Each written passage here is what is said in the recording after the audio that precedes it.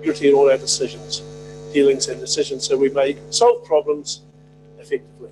May we always recognise each other's values and opinions, be fair-minded and ready to listen to each other's point of view. In our dealings with each other, let us always be open to the truth of others and ready to seek agreement, slow to take offence, and always prepared to forgive. May we always work to enhance the well-being of Selwyn District and its communities. Please be seated. Welcome, everybody. Apologies today from the Mayor, who's on leave. And I have to leave early at 2:15. Thank you, Councillor Hassan. You so move. Seconder? Second. All those in favour say aye. Carried. Identification of any extraordinary business? Nothing has been advised, Mr. Chair. Thank you. Any conflicts of interest? District licensing from Councillor Hassan. There's no public forum today, I believe? Now we'll lead us on to the confirmation of minutes, and I believe, Mark, you might have some comments to make in this process. Yes, I submitted a correction around the Transportation Monthly Update, where staff undertook to report back to us in the July Transportation Update on the issues around prohibiting heavy vehicles on Tennyson Street and through Bribbleton. The minutes didn't reflect that undertaking was given, and also the matters under investigation do not report back either. You second it. Yeah, we note those comments, and I'll talk to staff about incorporating those into the July report. Thank you. Any other comments? Read the minutes. No other comments. Councillor Alexander, I believe the representation review is something you'd like to bring up on that. We'll deal with it here. That could be as a matter arising, or that the pre-consultation period has started, councillors. There will be a series of 5 drop-in sessions over the next 2 weeks. I'm just bringing up the dates. And generally on a Tuesday and a Thursday evening.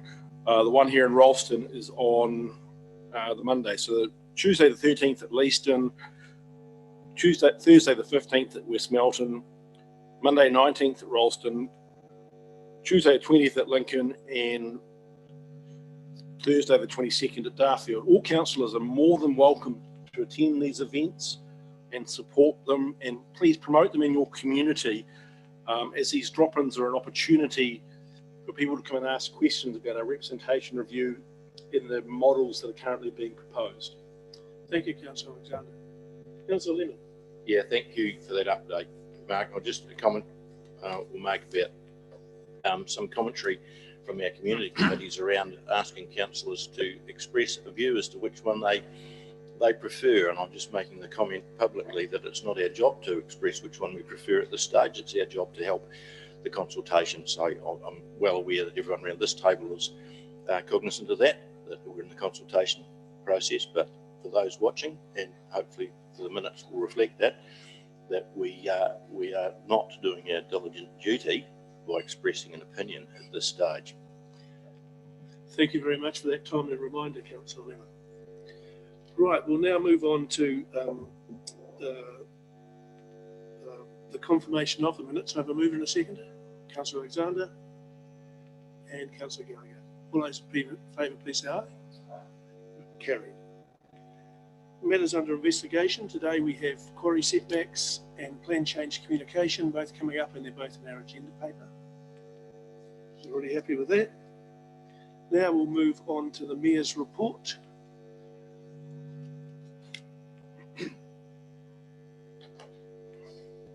I suppose you've all read it.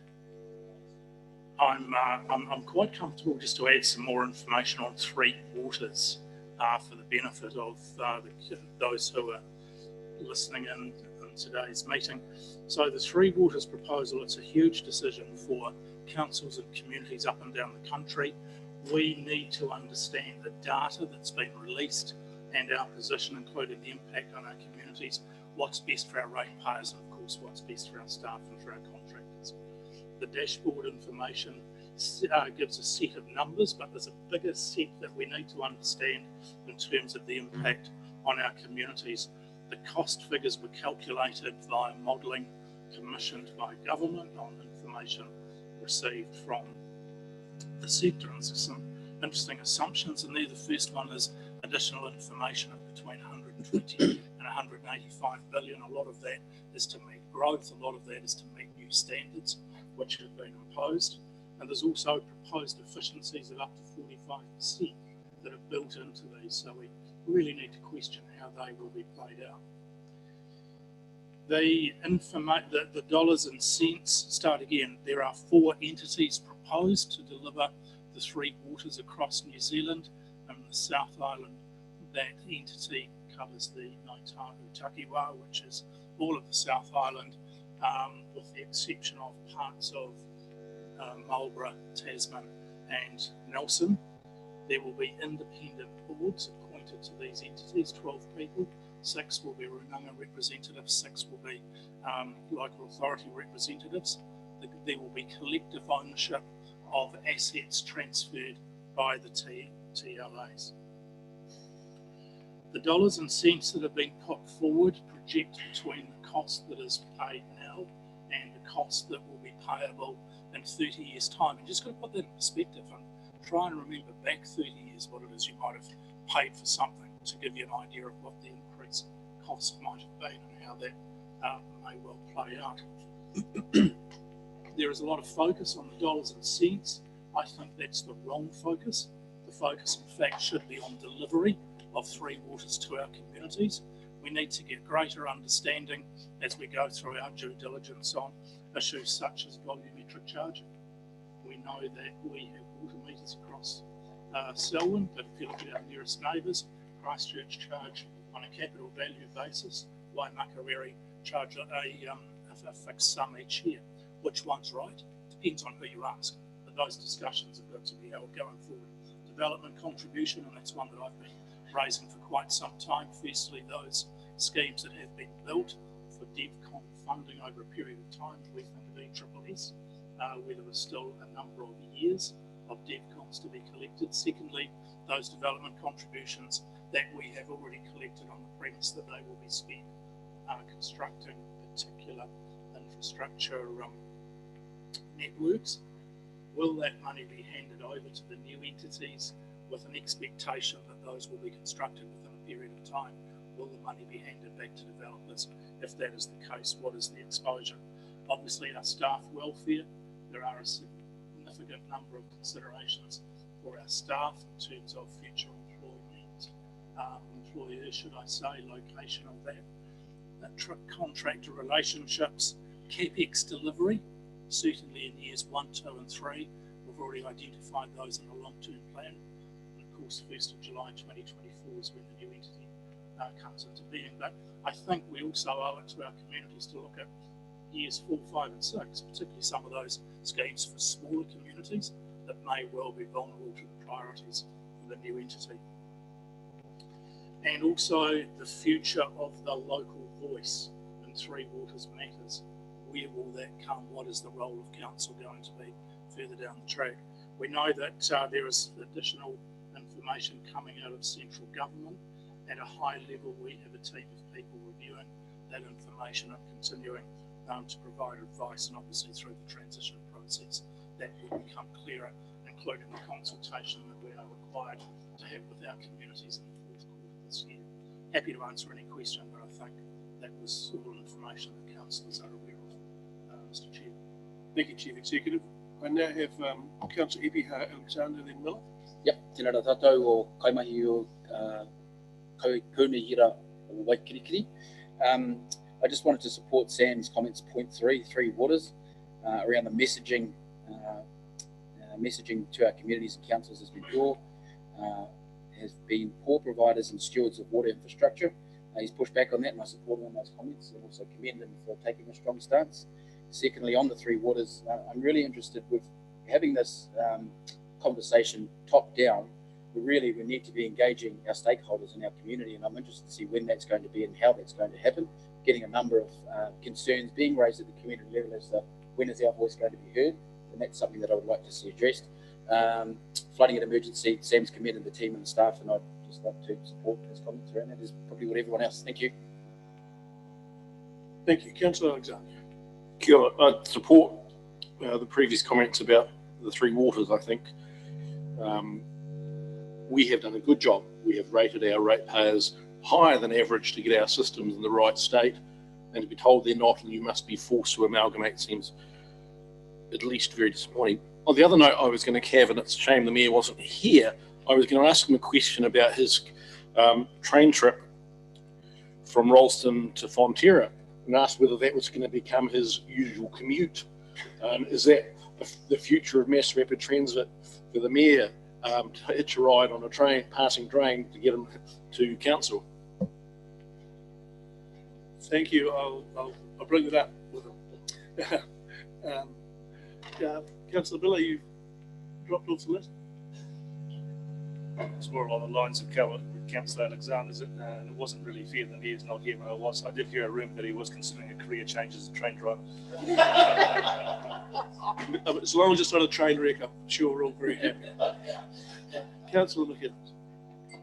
My comments on a different thing that was in the Mayor's diary, but perhaps CEO can reply. So there's a note that on the 29th of June, the Mayor met with representatives of Cornerstone Church regarding the future of Rolleston Community Centre.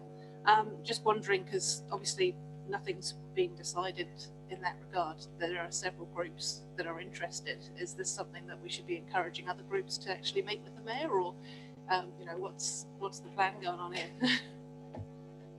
And I defer to Denise, who will answer that question. I met with Sam with those guests and just confirmed that the media release and the expressions of interest for the future use of Rolleston Community Centre will go out from the 12th of July, and they will be open until I think it's the 15th of August. And the media release and the letters will explicitly talk about the opportunity to reimagine the future of Rolleston Community Centre with a particular focus on community arts and young people's engagement with the arts of that facility, as well as a recognition that it still continues to be a large space that will still be popular for that very purpose, and that it will still be available for social connections and opportunities going forward. So that will kick off next week. Sorry, additional question, is that okay? Is that in terms of people interested in leasing the whole building, or just anyone who is anyone wanting to use it in the future? And the discussion with the church group was they were interested in their particular booking on a Sunday. Thank you. Councillor Bland. Yes, I see there's a shout out that perhaps the Mayor or his assistant should call out, as in case we forget it. I have full intentions to do so. Now, Councillor Ebihart was asking about stakeholder involvement in Three Waters. Chief Executive, you got anything you can add to that? Yeah, I can. So as I said in my previous commentary, we are awaiting further information, and we are proposing, we the nation are proposing to communicate with our communities through the fourth quarter of the current year. We just don't have all of the information released to us yet. Thank you. And as Councillor Bland has correctly said, this month's shout out goes to Alexander Rooney of the Selwyn Aquatic Centre. Alexander showed a great interaction with her approach to teaching children abilities to swim. She is on leave at this time, so unable to be with us. So I'm sure the Mayor will have a conversation with Alexander when the time comes. So a shout out and acknowledgement, the work well done.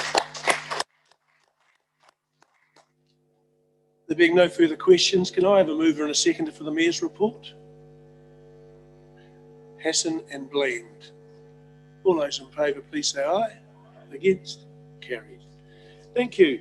Now I'll invite Denise Kidd and staff to the front. We've got some information here coming for the exhibition displays and layout of Te Ara Aotea, followed by the Selwyn Youth Council. So Kia ora koutou. The first presentation to Council today is being led by Nikki Moen, who's the Manager of Arts, Culture, Lifelong Learning, and she will introduce our guest from Workshop E, who will take us through the presentation.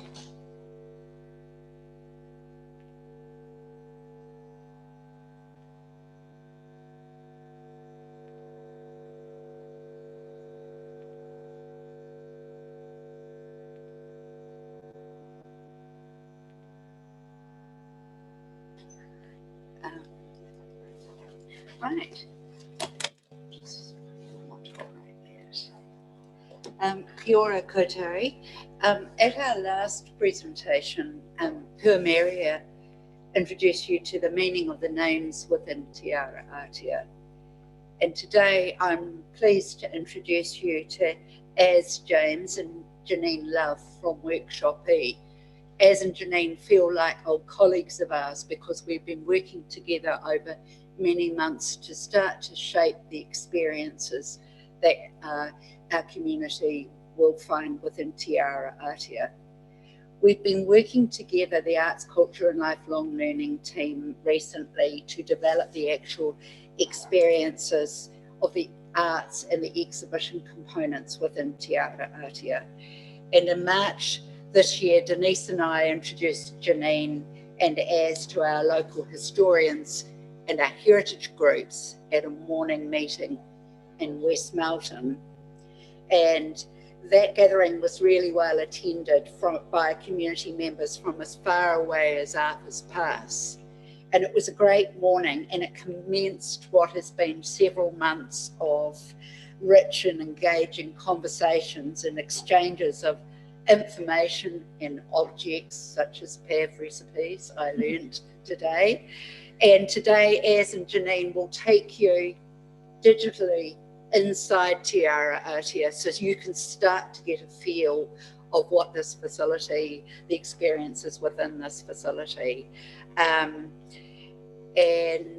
we'll have time for questions after that. So I'm going to hand over to you.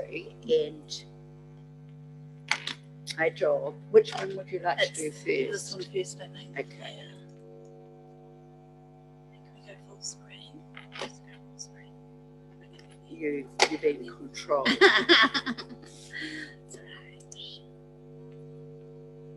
While Az does that, I'll introduce myself. Kia ora tātou katoa, I'm Janine Love. I work at Workshop E as a content and interpretation developer. Kia ora, I am Az James and I'm the director of Workshop E. What we'll do today is to run you through who we are, as well as what we have been doing for the project over the last year. Yeah, so I don't know whether many of you know about Workshop E. We're based in Wellington, and we are an exhibition and experience design and development company. You may not know who we are, but you may have seen some of our work. We worked on things like at Canterbury Museum. There was the Air New Zealand exhibition that came down here, so that was our work. We have done the Waitangi Museum, the original one, and Te Reo Araha that has just opened up here, and Janine was heavily involved with the development of that project as well. And then, as Nikki was saying, we moved into the realm of libraries, and we're very excited actually to be working on that project, where it took a lot of the sort of exhibition and museum side of delivery into a different context, and a more open context in fact than you can sometimes get with working within a museum environment. So exciting times for us.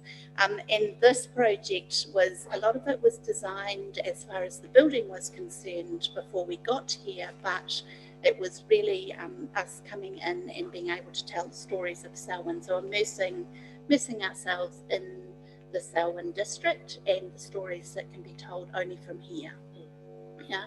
So one of the things that we wanted to take you through was this idea. So the big idea that we always work with, we have this as a touchstone. As we work through a project, This is what we go back to every time to go, does that fit? Is that what we're wanting to do? Is that what we're wanting to say? Can everybody see that? Yeah. And really this is the way that we go, yes, it's meeting those values, no, it's not. So therefore choosing how we go forward with particular stories, selection of objects and everything that goes around it. Yeah. Then what we do is we set up these project aims, which Janine will take you through now. It's been a real. Can you just push the You want me to right talk button on your not project microphone? That way? Yeah. Can you hear me now? You think? Excellent. It's not intimidating at all speaking to you. Just it's been, these project aims help us, you know, as we develop stories and objects and ideas, these help us keep ourselves real and in check. So if we get sticky, we come back to this and the big idea, and these could be measurable if you wanted to have a play with them and test our work. So we wanted to provide, and with the team, the collective we, something that engenders inclusion and discovery for all of the residents of Selwyn District.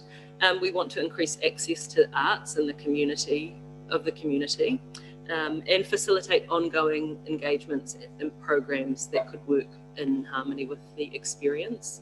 To seamlessly uphold the mana of Te Taumoturunanga was front of mind as well, and it was a real privilege to be given their cultural narrative, which was really well thought out, and we work across the nation. So you are very wonderful that this is so clear and precise, and I think it reflects in the name Te Ara Atea and what the building, what Te Ara Atea will become. This foundation narrative for everybody, we needed to consider that the longer foundation of human occupation in this whenua, and then the more recent settler occupation, right up to current communities. And you know this, your community is quite unique to New Zealand in that it's growing at a super rate and it is becoming super diverse. So it's sometimes harder to do something for everybody. We wanted to provide an opportunity for ongoing engagement and for communities to continue to contribute to Te Ara Atea. So what you see opening day, we're imagining it will grow over 10 years. It will become something quite unique and beautiful.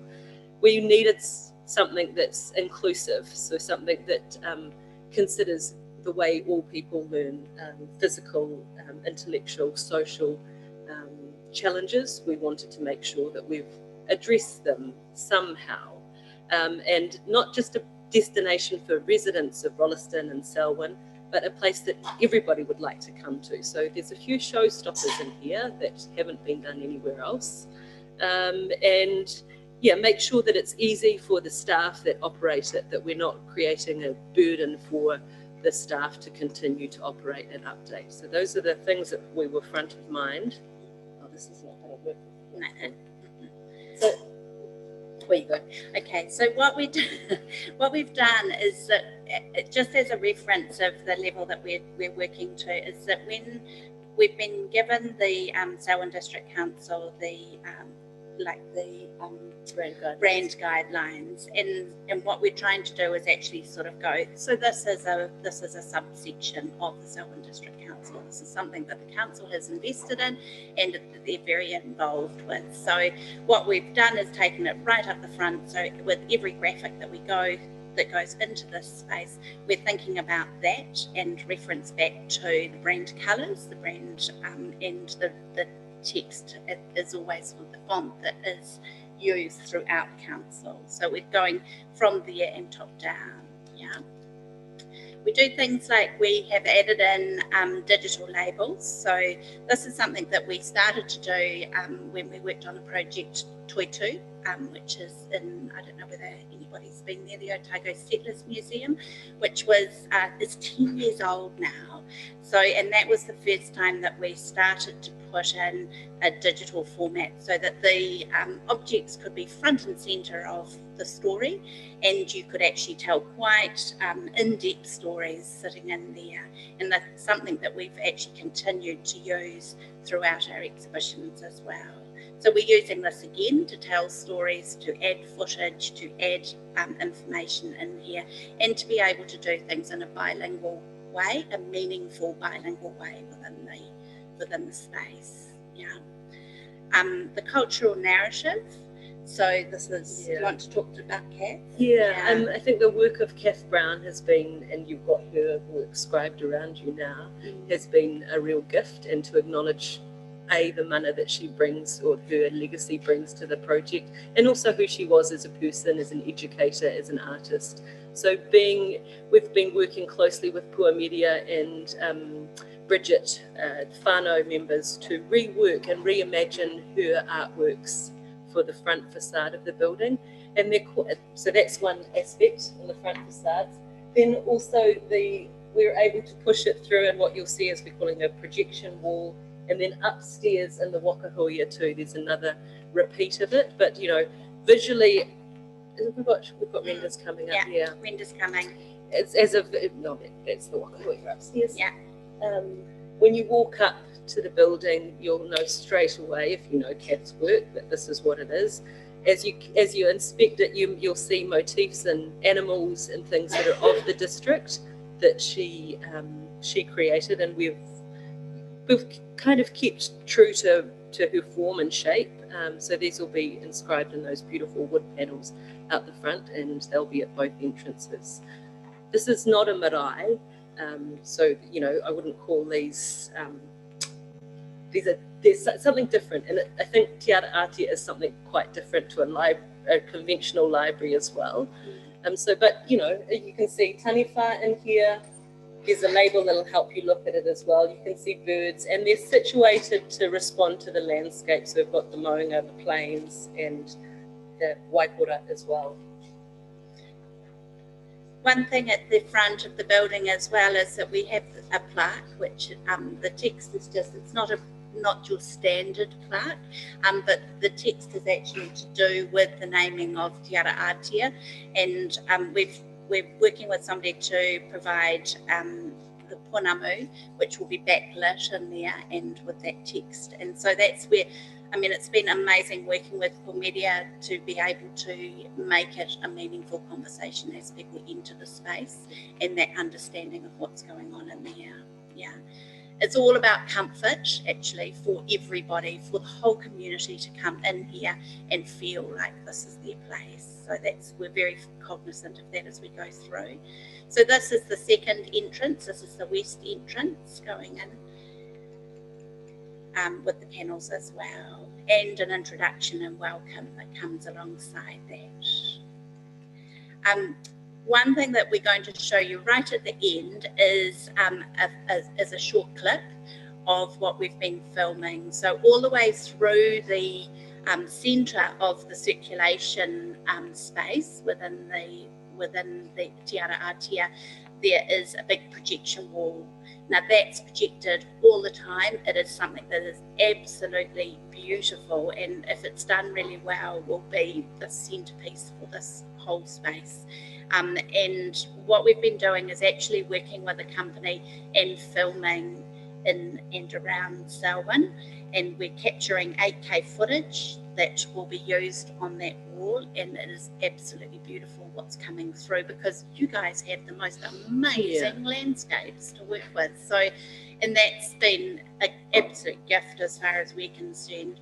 So this is a little bit about what we're doing there. Our intention is that this is something that runs all day and into the night as well. So it starts very early in the morning, ends later at night, so after opening hours, and it's visible outside the building as well. So it means that, and what we've done is we've set up a system where we've got different things happening at different times of the day.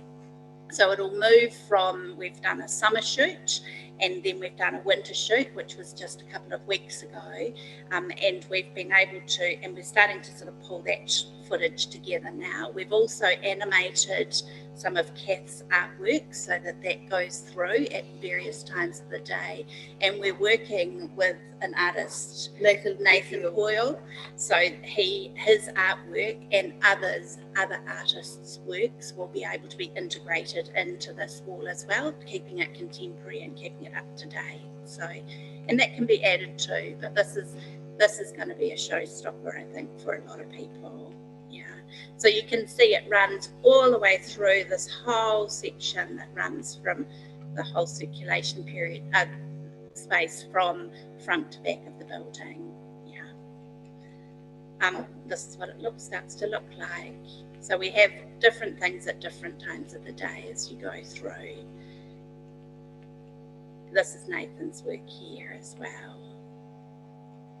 And it will allow the team, and they're very focused on being able to work with artists and things as well, to be able to sort of bring that to life as time goes on. There is no other canvas like this in New Zealand. Not at all. This big and large and yeah.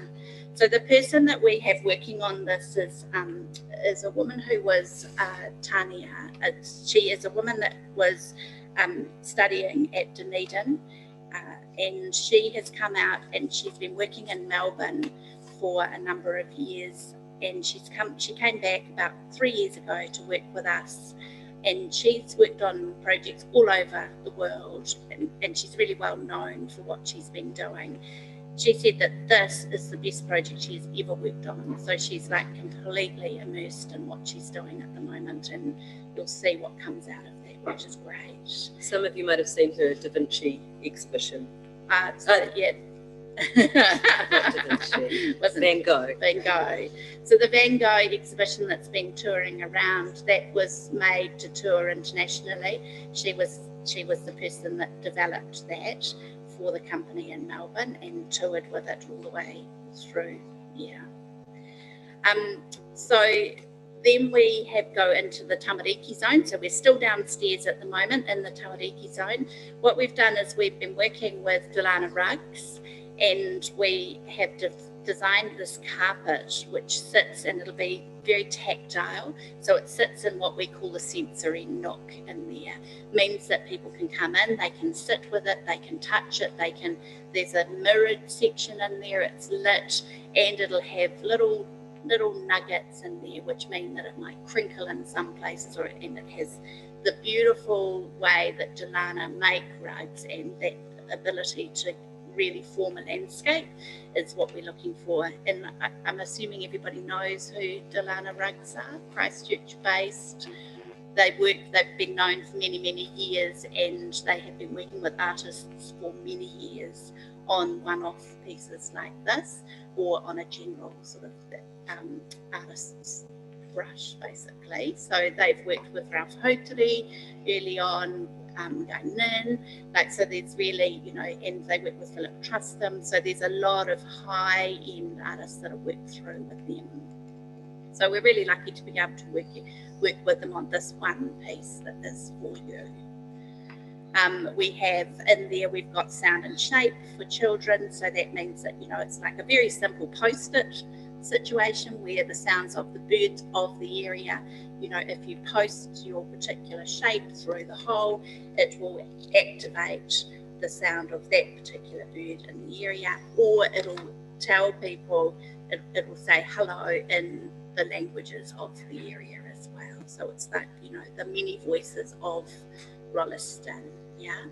Going through to, we've got a pegboard where we've got lots of pattern making and things that can start to be developed within there.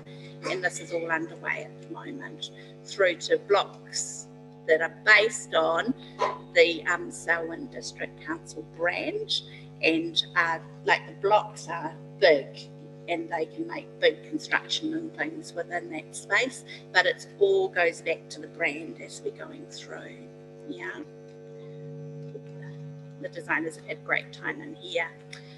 So so the community lounge, one of the one of the challenges with people that have, well, not challenges, it's a wonderful opportunity for people that have just arrived in the district is how do they present their heritage or their ideas. So within the community lounge, where this is going to be regularly changed out and updated, and these are things around objects and stories around food practices. So we also, the foundation of this is the 1951 Rolleston Federated Farmers Cookbook, which I sound more excited about than anybody, but in there is this, it's not a pavlova, it's a meringue cake. And it's really lovely because it's, you know, it's kind of the woman of the districts and what they would have cooked. And then we go all the way to now where we've got some objects coming from Iran, from India, from England, and then the two sisters, the Raw sisters, are going to be presenting something from their family collection, which is pretty special. This is all sited around that community lounge area, which has a fireplace in it, has comfortable seating, has a cafe next to it. So it all sort of sits in there together. And the beautiful thing about this is being able to have cases where you can change things regularly. That means that the stories of Selwyn continue to grow and they continue to follow through under a sort of theme that we've set up. And as talked about before, this digital label here will start to aggregate stories over time as well. So you'll be able to, you know, peruse and contribute maybe your own interesting food story. The other rationale for putting these objects here, and you could never put museum objects here because of the heat and the food consumption next door. So we've kind of, we've considered that as we've placed things throughout. The stairway, this was a wonderful kind of workshop with the team where we've got these big cases going up the stairs. So these are actually stories of love in the district of Selwyn and kind of interesting takes on love. So what you see rendered in the middle is actually Mona Anderson's typewriter that she wrote out her first book on, and her love of the high country is kind of rounding out that story. This was one of the relationships that were forged at the Heritage Meetup, and this simple little typewriter comes from Glen Tunnel Museum. So we've been working with them and they've generously agreed to loan us some of their really interesting items. I think that's probably enough on this slide. Yeah. We can take questions at the end.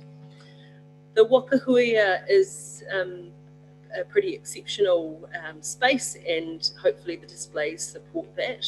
A wakahuia, as you probably know, is, you know, a traditional receptacle for precious objects. When we met with Whanunanga as well, we've kind of opened it up. It's not just for taonga Māori, although they will feature in the opening. It's for precious objects for anybody that has a connection to the landscape. So on the far left here, we have got a shawl that was made in sorry, my dates are going to be off, don't quote me on any of that, 1870. This wool was made, the wool was obviously taken off a sheep, and then the neighbour, Miss Carolyn, stitched this. So this has been sitting in the Canterbury Museum. These cases here, there are two large cases, and this is where the museum objects are coming in. So we've been working quite closely with Canterbury Museum, and they have been really generous and they've been working quite nicely with us. So we'll have actual physical objects of toki, patu tuna, which is a ceremonial bonka of tuna to, sorry, poor media, to herald the tuna harvest. And then the heimatau, which will sit here, is a really beautiful, significant piece nationally, actually, of pounamu that's been found in the district.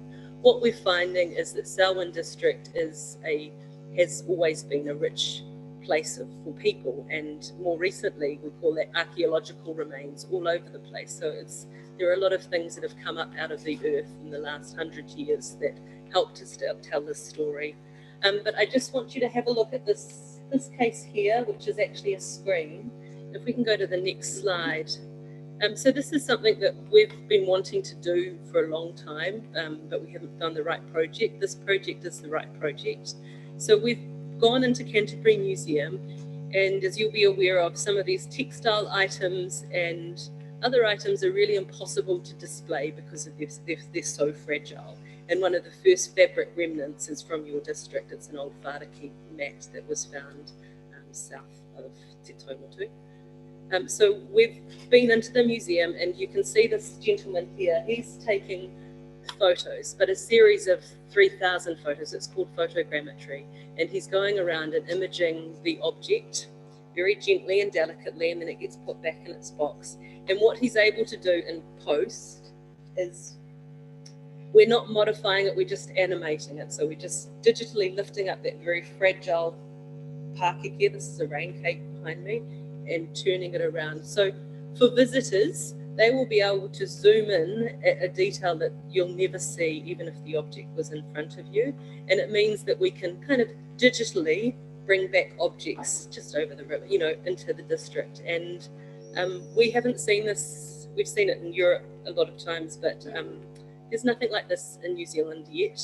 People have been playing with it, but we will have a really good set. I think we're going to go for 5. I think we're up to 7 really beautifully rendered objects that relate to the district, and each of those stories helps you tell something, whether it's about the mātauranga or the environment that they were made in. So that's something to watch in the Wakahuia. Yeah. So that's that's kind of what it looks like. And this is how the screen will work, you know, as you go through, so that you can actually zoom right in and you can find out more information about everything. So it's been amazing actually working with Canterbury Museum on this. I mean, we have worked with them in the past, but they've been hugely open to this project.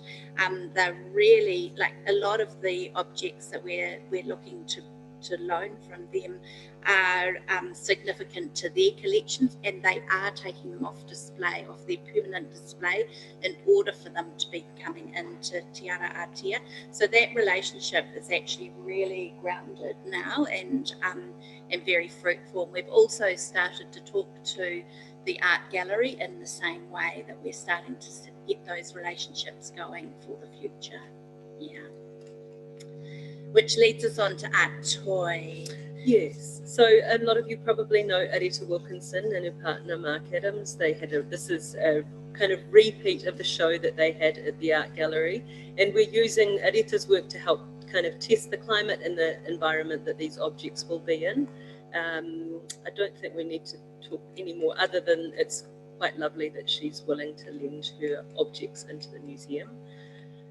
Now the perimeter cases. So around the side upstairs, embedded in the books, are these beautiful cases that we have carved up, I suppose, to give them themes that can be repeated, that can be addressed over time. So the themes that we've got here are military heritage, geology, agricultural pride, Rolleston, because that needs its own story, and rails and trails. And this is where the Ellesmere Heritage Park, Selwyn Heritage, which is now Selwyn Heritage Centre, I think, individuals, Glen Tunnel Museum have lent objects to come into here to help tell the story. In the future, this and individuals, so, you know, family collections of dolls that talk of, oh, I forgot, sorry, Mana Wahine. We've got a case dedicated to strong women of the district. There's quite a few of them. And these stories too will be duplicated in the digital Selwyn, Stories of Selwyn. So it's really to help people prompt and encourage them to start sharing their stories underneath those kind of really loose themes with the museum going forward. Yeah.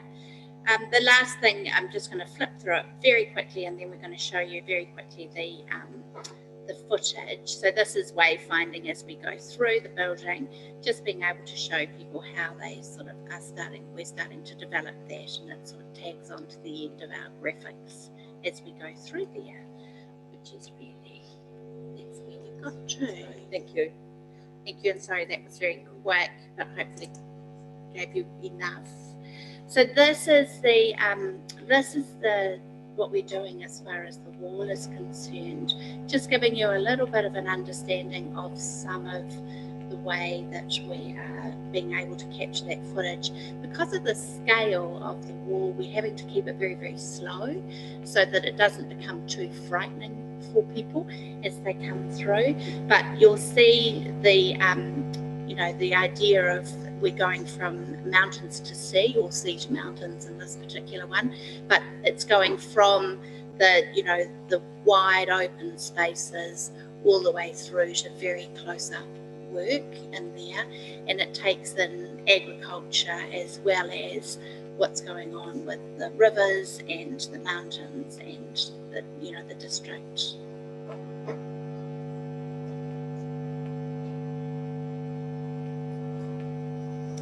And while that plays out, have we got any questions?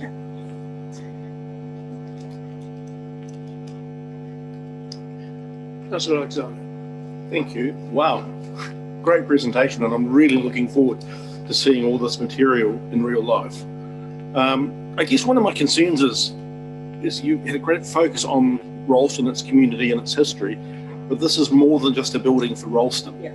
That it's, you know, I like to think it's the mothership of our library for Selwyn, and that we need it's a library for the Selwyn Central Ward and the Selwyn District, so that there's not just focused on Rolleston itself, because we hear all sorts of complaints from our district about everything's in Rolleston. Why Rolleston? So it needs to have it is going to have that broader. It does have a broad, and sorry, I didn't cover, so the geology story is actually, we're out in Glen Tunnel talking about geology because it's so interesting out there in the Glen Tunnel, the brickworks and things like that. So we have tried to stretch it out. We have kept a slither of the establishment of Rolleston because we think that's important to understand, and some of the rail stories will give Rolleston a little bit more, you get a bit more context about why Rolleston and why it's developed, but fair call, it's not all Rolleston. Thank you. It's important to keep reassuring our district. Yes. It's not all Rolleston. Yeah. Sophie. Kia ora, ladies. Thank you very much. I think I'm probably going to spend hours in this place geeking out. So, I guess more than anything, looking at this, my biggest worry as a mother of two small, very active children is potential damage to this beautiful wall here. So is it susceptible to small hands and pivots and Your whatever children else, can blocks actually that they're likely to touch and things like that, and Yeah. we're pretty used to the public destroying things, so we build things that are very robust and Excellent. engineered to withstand time. There are probably some consumables that we don't know what will happen, but yeah, no, everything is safe. Excellent. And encourage children to touch. Cool. Oh, that's really good. The other question is, what sort of energy consumption is there on this wall? On this, Oh, it's not that bad. yeah. Yeah. No, they're LED projectors going in here, so they're actually really low maintenance and really low consumption. So it's they're very good, and they don't throw out the heat that the projectors used to. So yeah, very, very low. It'll be like having decent sized light bulbs going on in here. Yeah. Thank you. Thank you. That's very reassuring about the wall. Bob, Shane, then Grant. I presume that they'll be changed, the displays that you've got weekly. It's sort of how often will you be changing them? We've included money in the LTP for a good changeover every 1 to 2 years, and we'll stage that.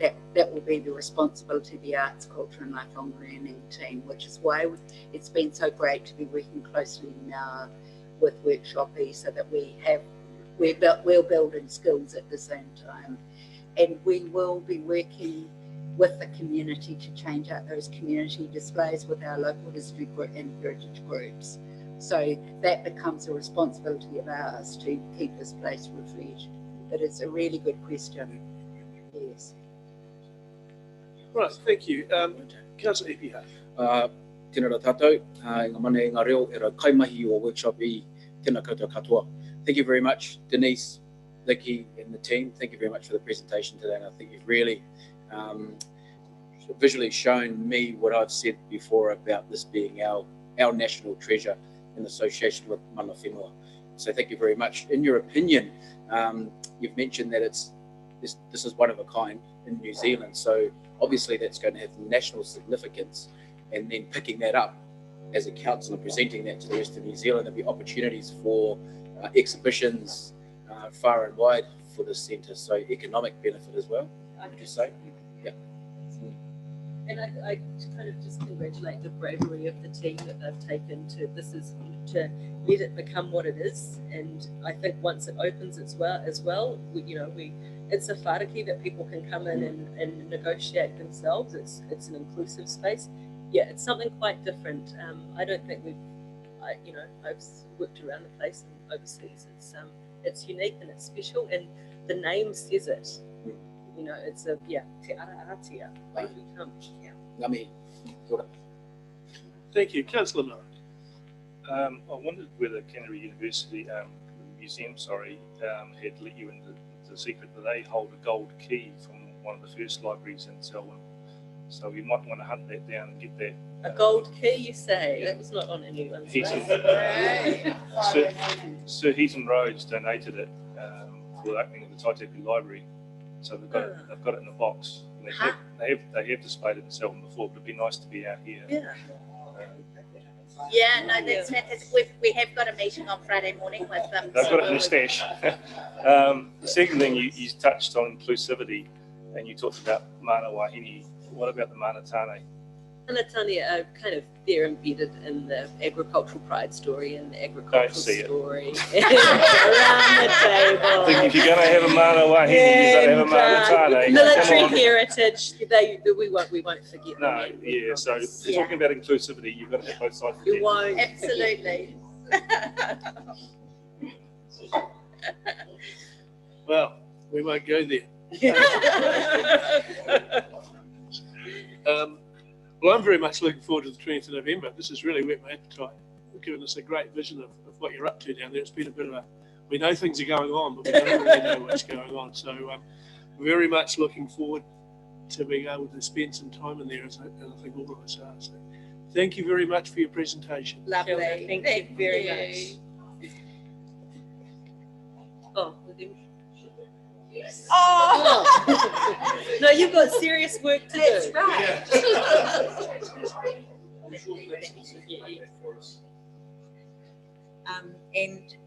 The presentation from Selwyn Youth Council was delayed at the last council meeting, and so this is Susanna Sampson and Tabby Fleener talking to you about some work that the Selwyn Youth Council has been doing.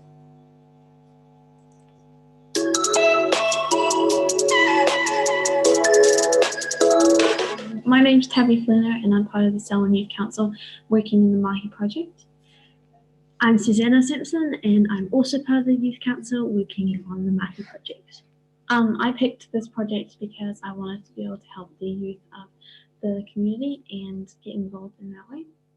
I picked this project because I wanted to work with youth, helping them find opportunities to improve their work experience and their life skills and help them get into employment. One of the workshops that I attended was the Digital Boost workshop. This was held in Lincoln and it was focused on helping businesses find the digital tools and improving digital skills so they can improve their business. Another thing we did was a employment expo, which I attended, and this was combined with all the schools of Selwyn, so Lincoln, Darfield, Ralston, and Ellesmere College. There was a survey that was taken from this expo that Susanna compiled, and it showed that Lincoln was most interested in defence, and Ralston and Darfield were interested in trades. And it was quite interesting to go to the expo and see all the people that were able to come and the kids getting involved in asking questions and making decisions and getting excited about things. Another event that I attended was the Business After 5 event. This was about networking with other businesses, and we had a speaker from the Tactics sports team who was talking about how to develop a winning attitude within your team. Another thing that we attended was a meeting with Catherine Peat, John Cooper, and Joe Clapp. This meeting was to discuss the barriers that youth and employers face when it comes to employment. We were able to discuss that and come up with some decisions and conclusions from that have helped us to find opportunities to help youth in that way. Another event that I attended was a CV writing workshop.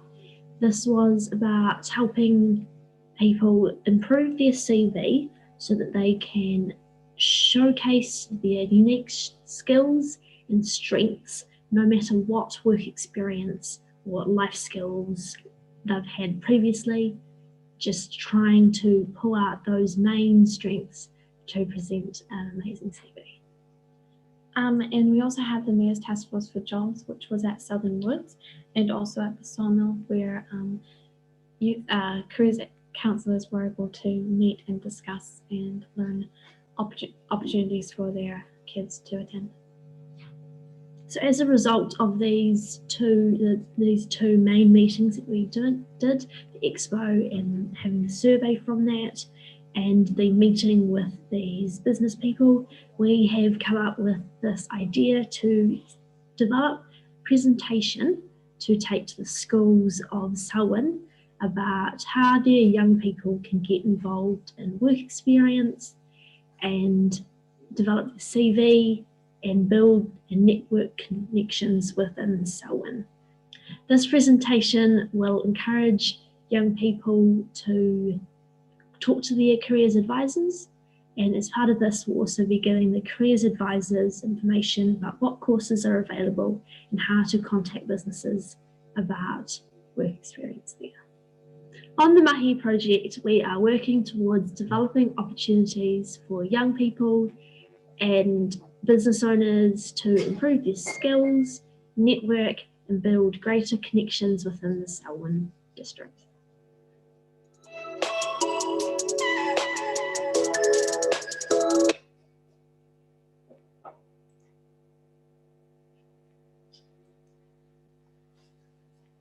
Well, thank you, Denise.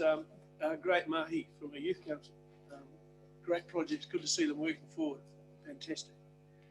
Okay, we'll move on to tab 10, the District Licensing Committee monthly report. I don't think Malcolm is here, isn't it? But we'll take questions. So, any questions on the report? Councillor Miller. Item number 5, you talked about the serious assault in Ralston, and the outcomes was the outcome that it was non-related to the licensed premises and the control of the liquor, or was it that there was some work to do with around their licensing? My understanding is that it wasn't to do with the licensed premises, but I would need to direct that question, Grant, back to Malcolm to get more definitive answer. In the past, we've had very good reports about licensees, and this seems to be the exception rather than a problem. But I just wanted to confirm that. Yeah, my understanding was unrelated to the premises. It is interesting to note in item 5 is that police found a number of intoxicated persons within the tavern. So that is concerning as to how the public is running the organisation. But as I say, we can't say any more until we discuss it tonight. Any further questions? Sorry, Your Worship, or standard Your Worship. Could we suggest a higher rotation of inspections if that is the case? We'll note that it's very pleasing to see the number of inspections that were carried out under item 5 as well. So obviously that is happening, but I would suspect that the place will be inspected again, having found what they found. But we will certainly have that conversation. Any further questions? Yes, Councillor Alexander. Similar to Councillor Miller, I had noted the last sentence said on that first paragraph under 5, talked about a meeting regarding between the police chief licensing inspector and the tavern licensee, and I would have asked, had he been here, whether there was any use, anything that he could report back from that meeting that is of relevance to us, lessons learnt, or any other material that applies in the more general sense to the licensing in the district. The issues may be particular to that premise, but are there any more general issues that can be learnt, lessons that can be learnt for us as the licensing authority? So through you, Mr. Chair, I will note those questions, Mark, and ask Malcolm to include those in his report back to Council in a month's time. Right, no further questions. Can I have a mover and seconder for the recommendation? Ebihar and Makeford. All those in favour say aye. Aye. Against? Carried. Thank you, councillors. Now we'll move on to tab 11, insurance placement for 12 months commencing 1st of July.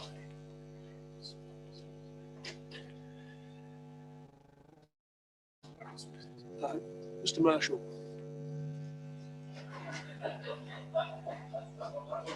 Sorry, I was looking at something less exciting, of course. So insurance placement is in front of you. The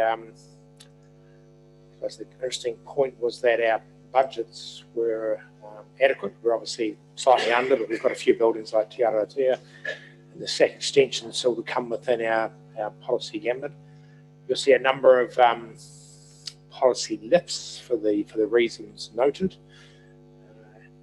I think one of the items that will be of interest coming out is the issue around the GNS reports we did back in 2018 and the recommendation from March that we review those and just see whether our current cover that we have or current we think our maximum limit will be is still adequate and satisfactory. So just a good review process to do that work. So happy to take any questions.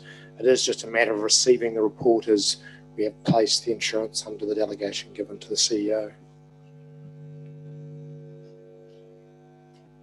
Councillor Miller. I did raise this earlier with Mr. Marshall, but it does seem particularly the GNS report gives us some credibility. And when you look at the hard data for a maximum credible earthquake event, or 10,000 year earthquake event of 33.6 million, and then overlay our policy against it, you start off with 33.6 million, government puts in there 60% of 20 million, leaves a residual of 13.6, we have an excess of 12.5, leaving a claim of 1.1 million for a premium of 380,000, 340,000. This doesn't make sense. Even if you get to the maximum credible earthquake of limit of 50 million, it doesn't. This is not a great insurance policy. Either the excess has to go down for the same premium, or we need to think seriously about another methodology of claim. And I realise that we have to have a policy to give the government 60% share, but our credit rating of A+ would give us a lot of credibility with the government to say that we can self-insure and still get the 60% availability of their cover. So those are some of the discussions I think we should have in the next 12 months about what this policy looks like next time we renew. Would you like to comment?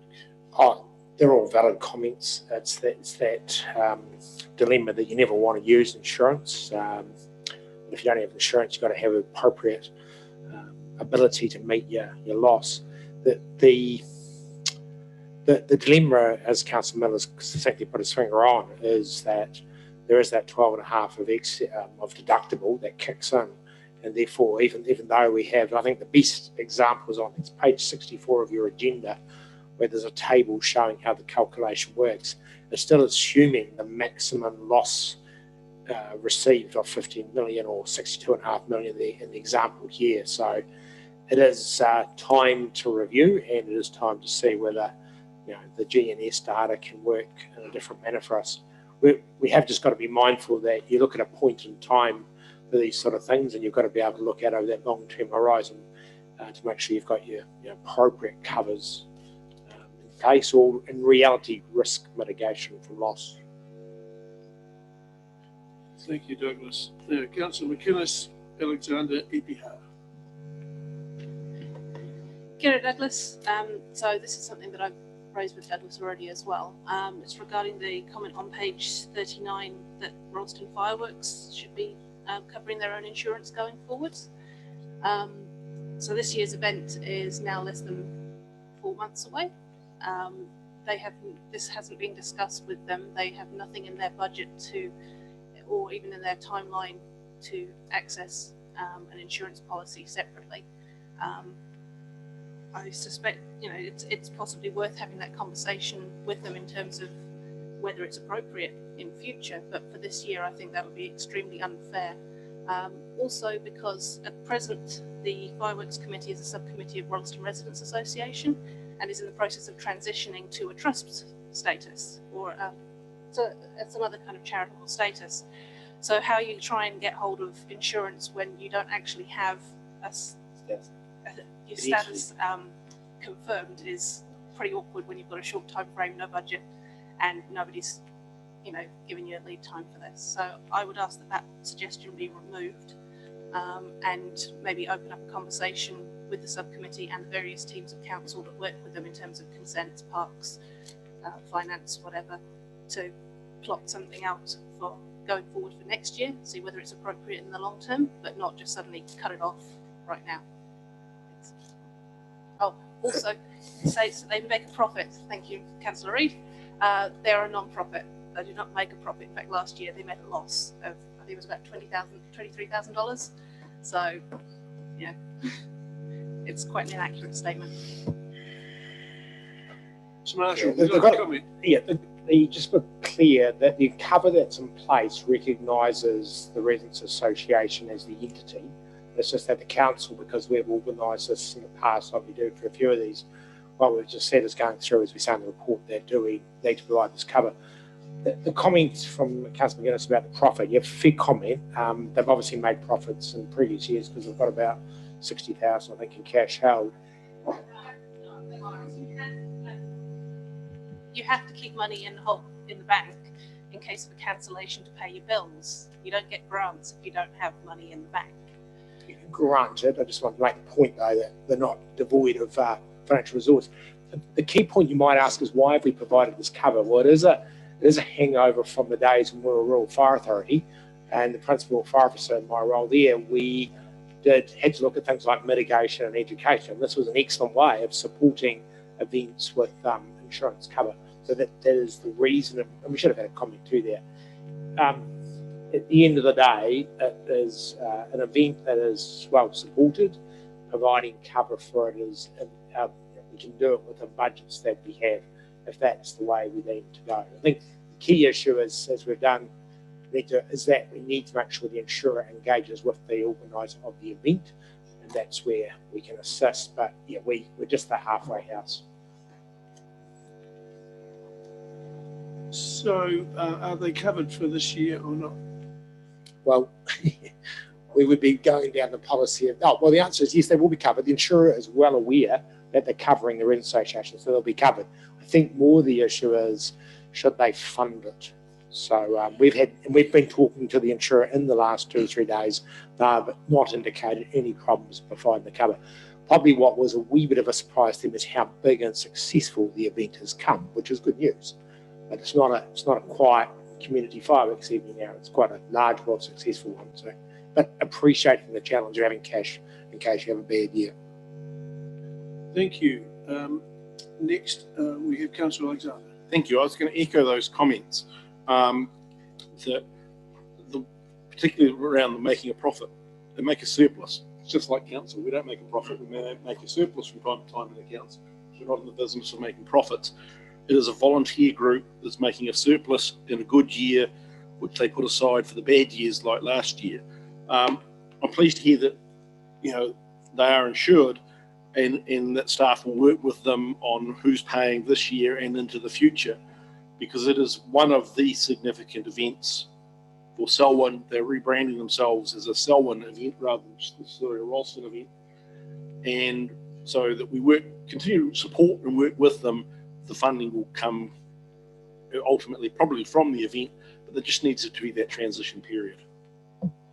Thank you, Councillor Alexander. Councillor Epiha. Yes, I'd like to support Councillor Miller's view on a review of our insurance provider and policy. I've got a question, given the recent weather event, and whether we'll be seeking insurance to cover the cost of the costs, and if we're currently happy with the level of insurance we have in some of our bridges, given that some of our one particular bridges still at a slow speed will require remediation.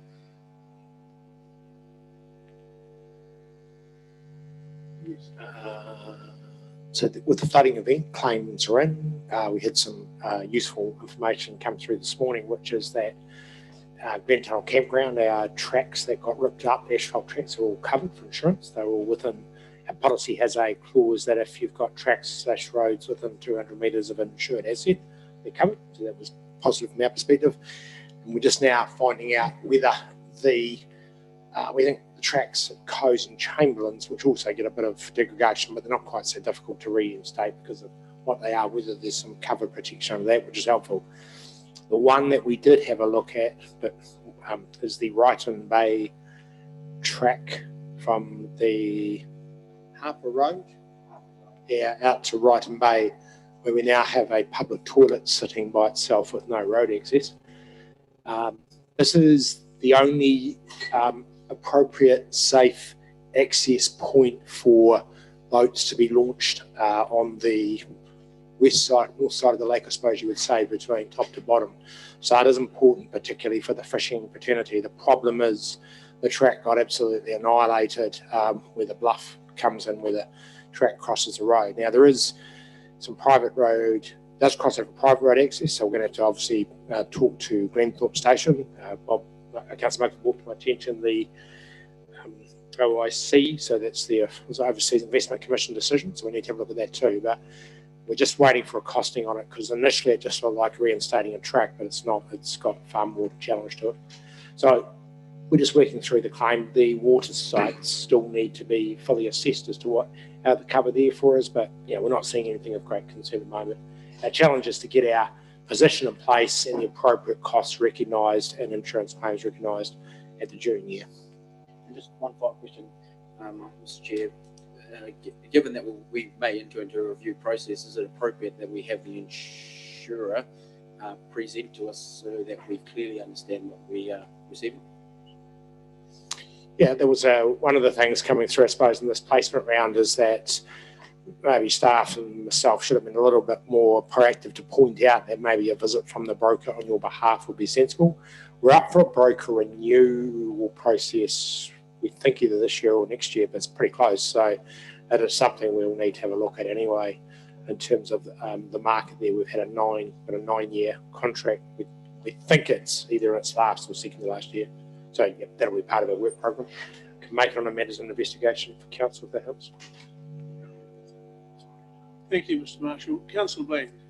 Yeah, hi, thanks very much for that, Douglas. And insurance is something that I must admit I don't understand, because I've only ever dealt with it at a household level, and I know that it's much more complicated than that. But for my benefit, I understand that it's been through the audit and risk, and I understand that you've had brokers involved, but my understanding of brokers is that they seek insurance, perhaps the cheapest, the best, and or just generally what you need. But have we actually had an independent risk assessment done recently so that we can then assess what level of insurance we should have and what level of premium we should be paying for that level of risk? And that would certainly make me a lot more comfortable when we put forward our next time that we put forward that we, for this insurance cover. Maybe I could jump in and just remind the table that the Audit and Risk Committee have requested that review, Jeff, early next year. We will be undertaking that. A couple of questions we'll be asking. Firstly, with respect to the community groups, we'll be asking, is it our role to provide insurance cover for community events that are not run by council, reviewing a number of legacy issues, and also the issue that Grant was talking about in terms of the adequacy of insurance cover, and go back to last Wednesday's health and safety discussion around risk tolerance as well. So they will all be part of that, and that will be around the end of the first quarter, Jeff, of next year. Can I just have one more comment? When we went on this current cycle of insurance, we actually did the type of thing you talked about. We sat down with Plantation Board, Cycon, and one other entity, and we appointed, I think it was the Plantation Board Finance Controller at that point, to go through that assessment of risk and type of cover and all that type of thing. So, yeah, so it's a good time to refresh it, as the CEO says. Councillor McInnes. No, Councillor Reid, sorry.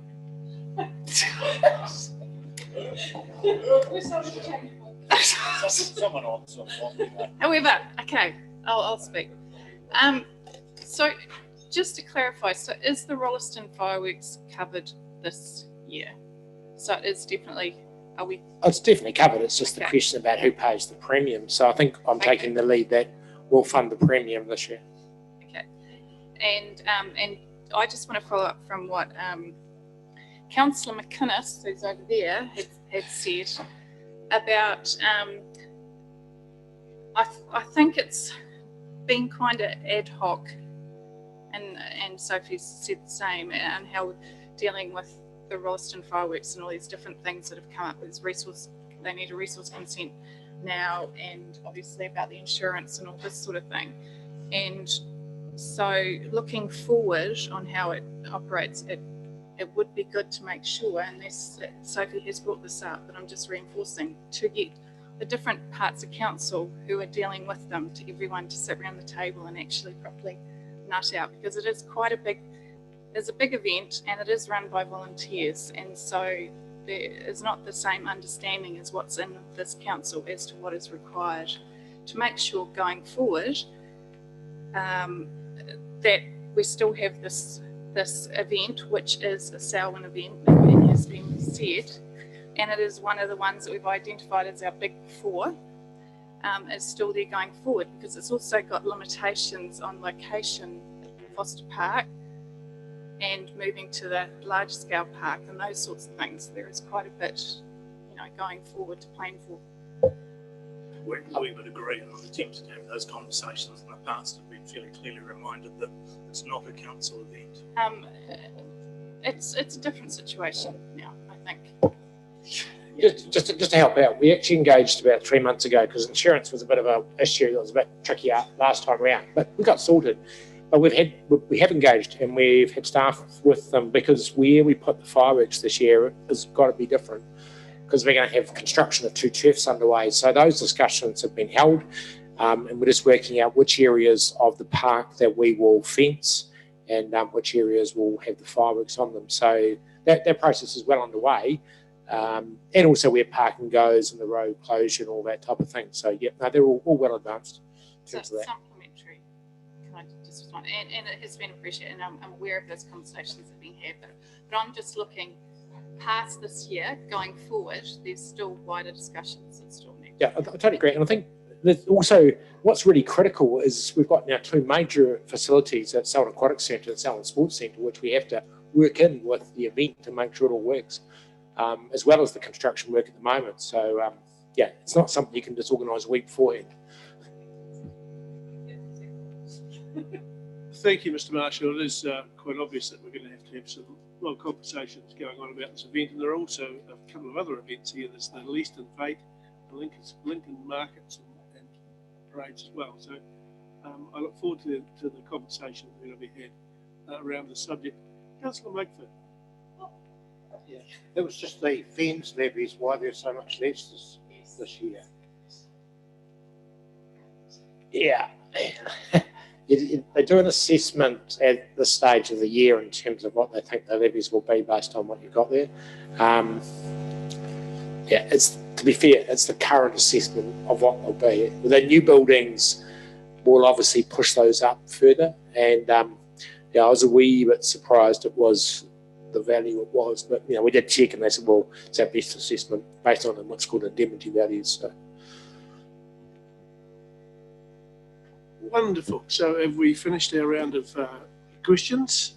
So we have a recommendation to be moved. Somebody like to move that recommendation? Councillor Alexander, seconded by Councillor Mugford. All those in favour say aye. Against? Carried. Thank you. Now we're moving on to tab 12, quarrying and private plan change forum updates. Mr. Harris.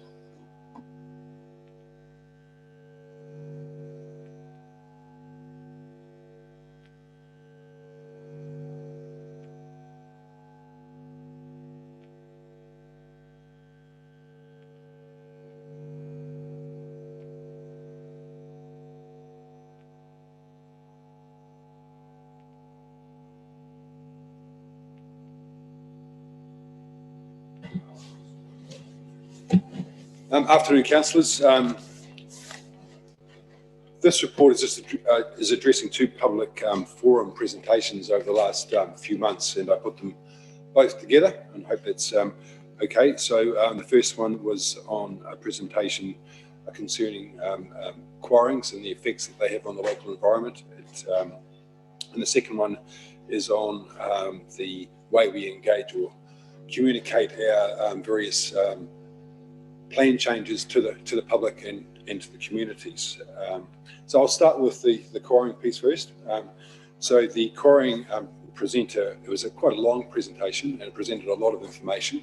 It focused on three main aspects. It was on the setbacks for quarrying, it was on the impacts of quarries on productive soils, and it was also on the legal framework in which these issues, be it a district plan or a resource consent, are addressed. And there were some issues raised around the health impacts and where that's set in the various legal frameworks. So given that these matters, or two of those matters at least, quarries and productive soils and setbacks, are the subject of lots of submissions to the district plan. I haven't gone into a lot of depth in those matters, but I've just provided you a bit of a framework for where we've got to, and it will set out the legal framework. And obviously the Resource Management Act is the guiding piece of legislation. We have our obligations under the Health Act of 1956, but that really is really other bodies' responsibilities, and we play a minor role in that respect.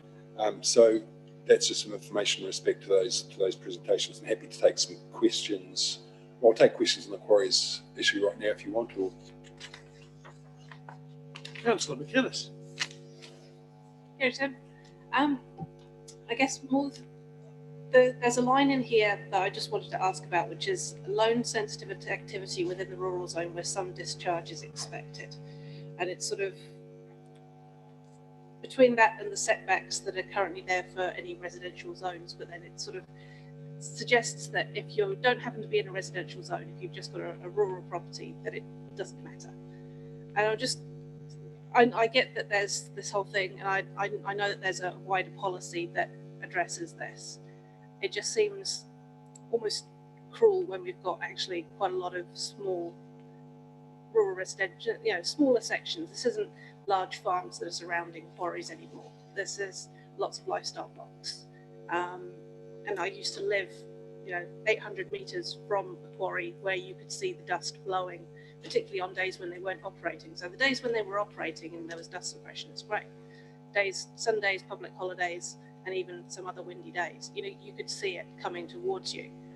So I'm definitely questioning the policy, not necessarily how it's being interpreted, but certainly the policy doesn't address the fact that there's actually quite a lot of people who live surrounding these areas.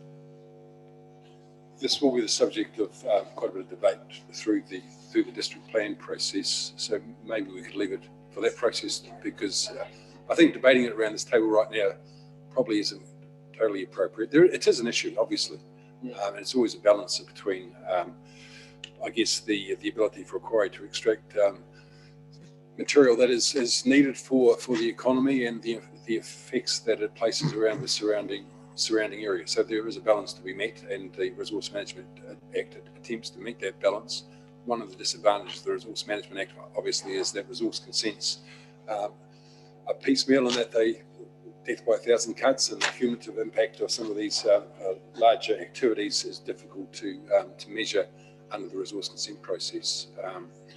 But the district plan process does provide a bit of a framework for resource consents, and there is submissions, and I think the presenter has also lodged submissions in terms of that particular issue. So I might leave it there, but that's okay. Could I just remind the meeting that if we're going to get into discussion on district plan related issues, we have 4 councillors who will have to back out of the table. So I can suggest that we don't do that. Tim, you want to move on to private plan changes? Yes, so the council will be well aware that we've been inundated by, I think up to now, up to 20, private plan changes over the last 7 or 8 months, which is a huge number. And obviously the way we engage with communicate these plan changes with the public has come under some scrutiny. I think one plan change in particular, plan change 69 in Lincoln, was the subject of a lot of community concern, and actually led to a presentation at a public forum, I think in May. And so this report tries to address that and actually comes up with some recommendations in terms of what we might do better. So just to set the scene, the council is in a difficult position here in terms of communicating with the public. It's got a regulatory road in terms of processing private plan changes. To go out and actively engage the community could be seen as showing a degree of bias and soliciting submissions. So again, it's another balance that we have to walk.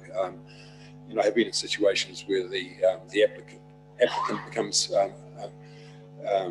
increasingly, I guess, annoyed at the council engaging with the public and saying, well, actually, your role is not here to drum up people in opposition to the proposal, but it's just to process it. So again, that's the context. In terms of the Lincoln plan change, we were invited to a public meeting by a residents group, and we're only too happy to go along to that. I think about 250 individuals. Councillor Miller was in attendance there. I think Sophie was as well, yes. And so there was a large public gathering. We took place, and I think in instances like that, officers are only too happy to go along in terms of an invite and provide information about the process and how the council treats these applications. So given that constraint, we've looked at what else we could do better in terms of communicating to the public the magnitude or the scale or the number of plan changes that are going on. And we've come up with a number of recommendations to our website, and I've had a discussion with a number around this table about the website and how it might be improved. So to that end, we've got Kath along here to give a bit of a show and tell about what we propose to do with the plan change, and welcome some comments on that.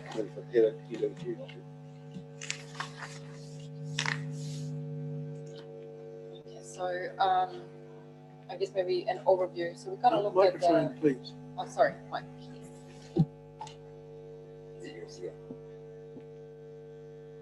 It's supposed to. Yeah. So here we go. Can you hear me now? So this is kind of work in progress, and I guess we were kind of looking at there's a lot of complexity in all of this information, and we're trying to position what is a resident, an affected party going to be interested in. So we looked at what can we do on the homepage of the website, and then obviously on the actual pages where the content is. So on the homepage, we have created a popular link, plan change request. So hopefully people will start using that. It's going to stay there for a while. And also, I guess the other thing is people have been struggling to keep in touch when a current public consultation was underway. So how do they know there's a public consultation? So we are now also including all the public notices and the Your Say on the homepage. So that's the first thing. Then we've done a major revamp of the the page that has all the plan changes that are currently being processed. So key, if you kind of look from the top, is the most important eye-catching. So it's what's currently out for consultation. As you can see, we have 2 plan changes currently out for consultation. Then we have introduced a map that shows land affected by all the plan changes requests, and you can zoom here. You can kind of make a larger map. You can basically go on one particular, find out who's the applicant, and then go to the website for more information. Then on the same page, we have introduced a table with all the plan changes and kind of with key information. Again, what we've heard people are asking us over and over again, including stakeholders, media. So it's sort of the residential lot developments approximate and the current status. That's really key. And as you can appreciate, with sort of, I think 80 now being processed, it's there's a lot of work. So if I kind of give you, another thing is we have also introduced a page about educating people about the plan change process, and that is work in progress. It's needs a bit more, but we have tried to kind of come up with a, visually explaining the steps, and it's very tricky, but hopefully This will kind of start help, will help, and also we'll try and be consistent in how we communicate these milestones in our public notices, on the website. So, hopefully this will help. And I guess one more thing is the actual. If I go back to one particular plan change, and I will go to the 71. We have also made changes to each of the pages, and again, it's only a few pages so far. We will update all the plan changes, but showing current status, where it is now. Key information about the plan change map, which actually zooms straight into the relevant, so you don't have to look. And then all the other stuff, which is everything really. So hopefully this will not, really be giving people all the information and more about where we are at.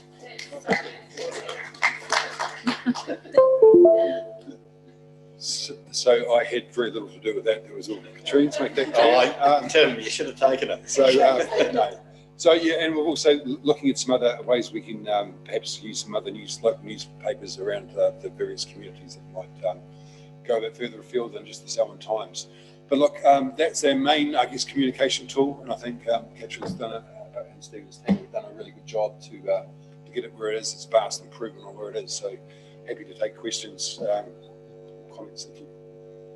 Yeah, thank you, Tim and Catherine. It's a great resource and a great response to community who have been coming to us wanting information. Councillor Lynn. Yeah, thanks, guys. Fantastic to see that change, and it is, from what a quick view of that, far more accessible for everybody. I guess the other thing is, as though we say, we've got our flow chart there. I just briefly looked at that while it was on the screen. It says, accept the decision to go out, to the next process. It probably wouldn't hurt, and it may already be on there. Sorry if it was because it was up there quickly. That we've only got 4 options essentially when it comes before council, and maybe that's important, because I know one of the criticisms we get is go, oh, well, you accepted it. And they think that means that we accepted it, it's going to happen.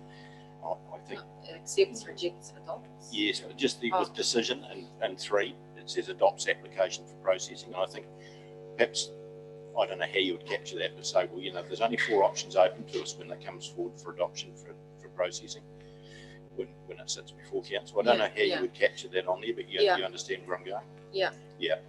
So we can't just decide, oh, we don't like it. Personally don't like it, so we're going to throw it out. It's not that, we all know sitting right here. And this is where the text, here, I think this is where we can kind of explain a bit more into this. So when we get to that decision to, accept the decision, to go out for whatever the decision is, accept it for processing, perhaps, an understanding that there's options 1, 2, 3, and 4, whether it is vexatious, is it whatever the process is, may be useful. Yeah, thank you. Yes, and also getting it out, Tim, as you said, through the social media and as many portals as we possibly can would be very convenient. Yeah, that's something we're exploring, but and I need to talk to Stephen about that in terms of using maybe a council Facebook, just to say that there's giving some notification that there is a plan change available for information on the website or something like that. Might be something we could look into. Thank you. Now, Councillor McGuinness. Just on that, I get that some applicants might feel that having the information more widely available disadvantages them, but I guess it doesn't mean that anybody extra is going to do anything with it, but they can certainly find out more and make a decision whether they like it or not. So I love this because it's so much more accessible, and along from what others have said, even just the shortening of the links is great, because in the past they've been about 200-300 characters long and you lose a plus or a minus or something in there and suddenly the whole link doesn't work. So having a shorter one that is much easier to refer to, it's so much better. So thank you very, very much for all your work on this. Councillor McReid. I think Mark was before. Oh. Thank you. I was just going to suggest another change that we could request is that planning gets its own tab at the top of the page. Currently, you find planning under property and services, property, which isn't hugely obvious to the public. We have got a tab on there, planning plan changes, I think it says. No, I mean, just planning in general. If you look at the blue bar under the Selwyn logo, where's planning? I would think it would be useful to have, currently you go into property and building to find planning, and that's not obvious to people that you'd find planning under property and building. Yeah. If planning was up the top there, it would be more obvious. That's something we can actually talk. I'll talk to Stephen about. One of the issues, I guess, with council that covers such a vast array of functions and activities, you can't have everything up there, but there may be a view that planning should be up there, and I'll certainly bring that up with the people. Well, that's right. Where do you stop? But it is a fair point. Maybe just a general heading for teachers' issues stuff.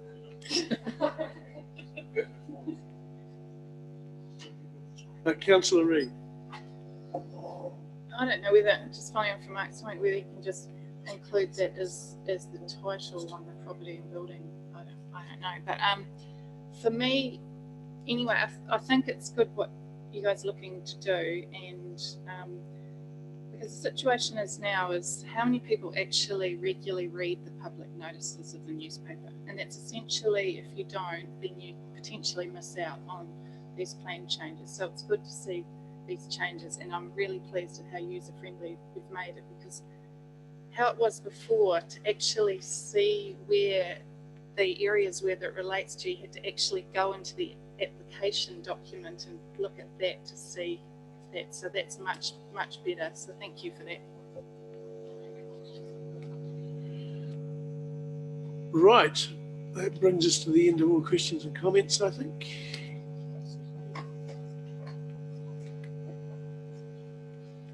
So, somebody like to move that the council receive these reports for information?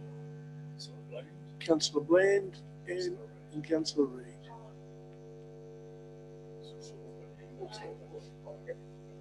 That's all. Yeah, fair enough. All those in favour say aye. Against? Carried. Thank you. Now we're going to move on to item 13, the Tradewise bylaw. So there's no wasting time around here.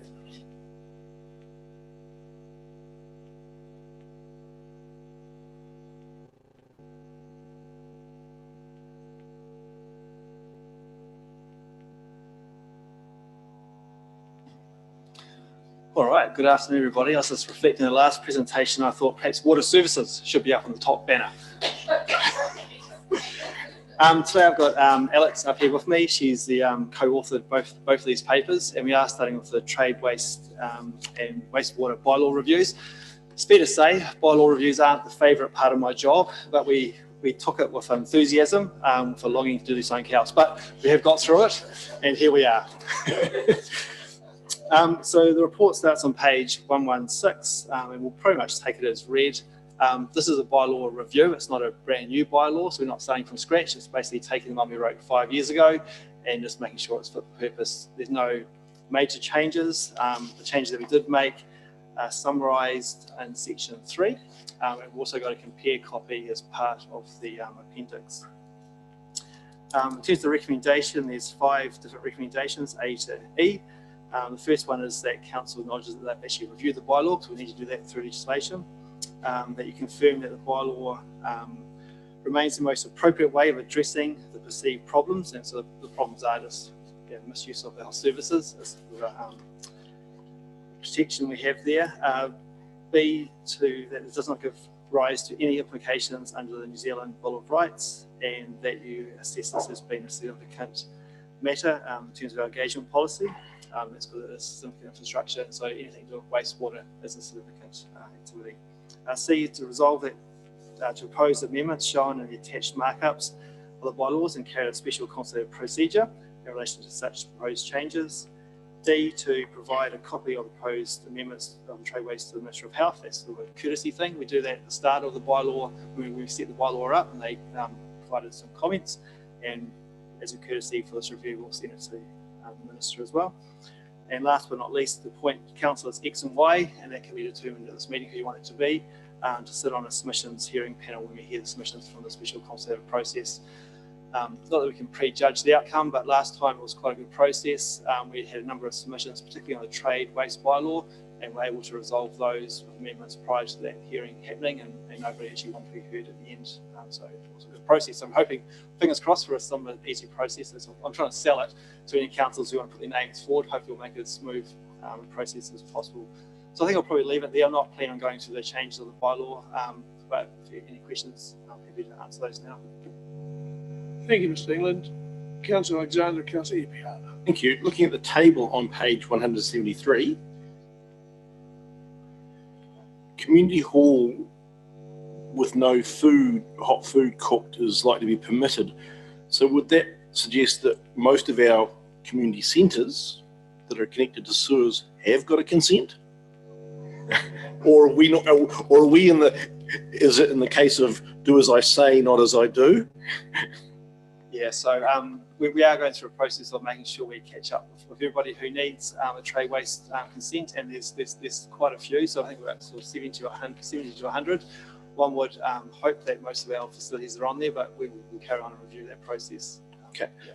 It's managed with commercial kitchens, so if there's a commercial kitchen, then that would require that. And I just seeking if you had a definition, because I know I'm going to be asked in the community, what and the likely to be conditional churches with catering facilities, the difference between a bench, a zip, and what's the definition of catering facilities in terms of needing consenting? Is it sort of the equivalent of a domestic kitchen doesn't, but something more like a commercial kitchen does? Because that's going to potentially affect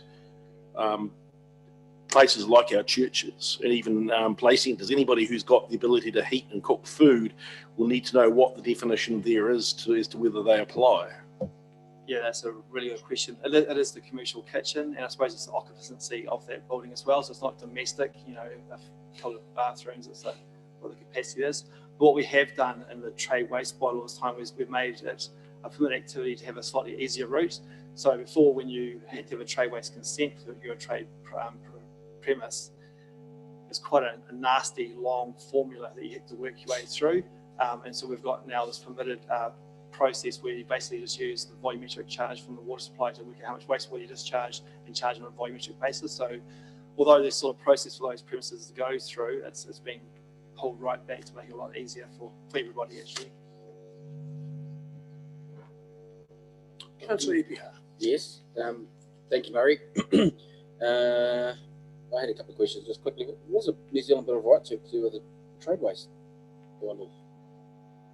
Yeah, I think the thing about bylaws is that they're actually law. So it's not just a policy or it's actually quite a high level, and so we have to make sure we're not unfairly restricting people's rights under that rule. So because we go for public consultation and we're actually allowing these discharges, we're not actually affecting their rights at all. But the special consultative procedure, that's the hearings process, is it? Correct, yeah. So we'll notify this in the papers. We'll also write to everybody who has a trade waste consent with us currently, so that's quite a job in itself. That goes out consultation for a month. We receive submissions and have a hearing if anyone wants to be heard. And so sorry, we're great at processes at council. This is just one of those standard processes. And I guess just to follow on from Mark's comments, surely trade waste is, if you're trading for the benefit of, then you're that's where you charge for, isn't it? Your waste. If you're trading and receiving funds for a service in terms of a kitchen, that sort of thing, a commercial kitchen, then that's where this bylaw comes into place, where rather than some community activity, your church. So it's all about the risk to our network. So commercial kitchens have a higher risk of fats and greases getting in there and blocking up our things. So it's just trying to put some rules around those sort of discharges. We're happy to accept them, but also make sure they have grease traps installed and there's inspections and the likes. I'm happy to volunteer my services.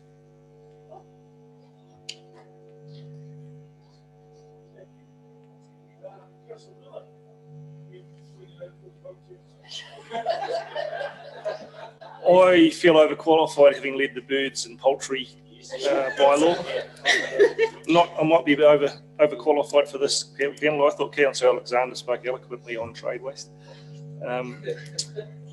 Well, the questions I had was around sampling and testing, and whether, particularly when you have low levels of contaminants in a sample, but then it gets charged to a waste area, and incrementally over time we get a discharge build up on that. Is that part of the trade waste bylaw that you'd actually analyse that as well as a discharge platform? Because you've got the sampling here, but incrementally you might, on the disposal field, you may have a heavy metal or sodium or whatever it is built up. Where does that fit in the equation? Yeah, it does. So the consent has a requirement, depending on the quantum of the discharge, that means how much, what the frequency of that testing is. So the premises have to provide us ongoing sampling results. We also have a spectrometer in our treatment plant, so we sample the wastewater as it heads through. It's a difficult one, even if the premises do their grab sampling and we do some QAs on that, it is just a grab sample, so you may get the worst, or you may get the least of it. But we do measure at the treatment plant continuously through our spectrometer. Yeah, but what I'm getting at is actually the soil sampling at the discharge point and underneath the pivots, understanding what that looks like on that soil profile. I just wanted to add something to that. Our schedules, which define whether or not it's permitted or conditional, do include criteria for how the concentration of heavy metals and other sort of persistent organic pollutants that can be in there. So there's, even though I guess it might be hard to pick that up and grab sampling, we do have a facility to work backwards and control those discharges if we needed to, if we identified an issue at Pines. So I'm bailing way here. What I'm trying to ask is, do you have baseline level testing for the discharge area, which you can analyse against on a calendar basis, so that you can see when you have linear increases in contaminants, or that you can say, well, actually we've got a problem here, we need to trace it back? Yeah, I'd have to find that out. I'm not sure. I imagine we do sample tests within our irrigation areas to see what the loading is and what the cumulative effects are, but I can't say. I can come back to you on that. I could just confirm, yeah, we do have soil sampling as one of the conditions of our Pines discharge consent. I think it might be 5 yearly. It's not very often, but yeah, I can check.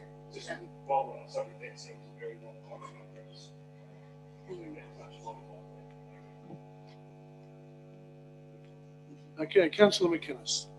I'll volunteer my services. It's kind of adjacent to some stuff that the Water Zone Committee I'm on is doing, so I'll treat it as a learning experience.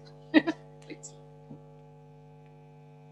Well, thank you, Councillor McInnes and Councillor Ebiha for being X and Y. Y and X, whichever way. Oh, Councillor Miller, you have another comment. I'm belabouring the point, Your Worship, but can that be recorded on outstanding issues somewhere, or go to the Audit and Risk Committee, please? Mission accomplished, Councillor Miller. Okay, so there are no further questions. Would somebody like to move that suite of recommendations A to E, please? Councillor McInnes and Councillor Bland. All those in favour, please say aye. Aye. Against? Declare it carried. Thank you. We'll now move on to the Five Waters monthly upgrade. Awesome, thank you. Just before I quickly do that, in our special consultative process, we've got a table of our timelines, and the ministers, we're going to try to get this bylaw to them beforehand, but then we decided last minute to actually wait till we get this approved, then send it to them. So we're just going to change the order around whether on this minor update, but I just want to make sure it's identified. We're all very happy with that. Thank you. So, next report starts on page 202, and we've got a PowerPoint to lead us through that.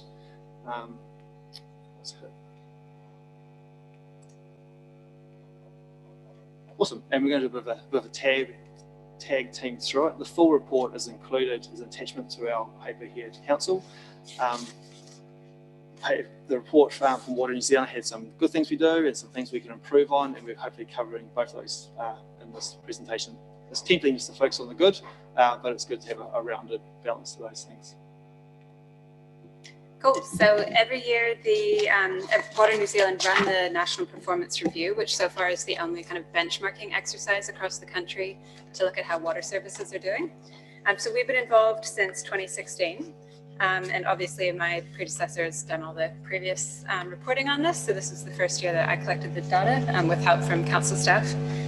So we'll run through a few of the key results. The data has basically come from our accounting team, AMS, NCS, and our water quality database, Drinking Water Online. And so these results also just cover the 2019 to 2020 financial year. Just to be clear on that. Awesome. So the first one probably comes as no surprise, but we are a rural district, be that we are changing. I suppose the interesting thing about that in this graph, it talks about how many connections we have per kilometre of pipe. And so what this illustrates is our rural network, vast networks with very low density, a farm here, then a few Ks down the road, another farm. So we've got just under 13 properties per kilometre of water pipe. As a comparison, we've got 23 properties per kilometre of wastewater pipe. This will, of course, change once we put the Dartford pipeline in. That will obviously increase those lengths, but it just sort of shows that we do have quite a vast network and a relatively small population compared to some other councils. We cover around about 78%, or 78% of our residents have connections to our water supply, and 62% of our residents have connections to our wastewater supply. So it's just a little bit of background there.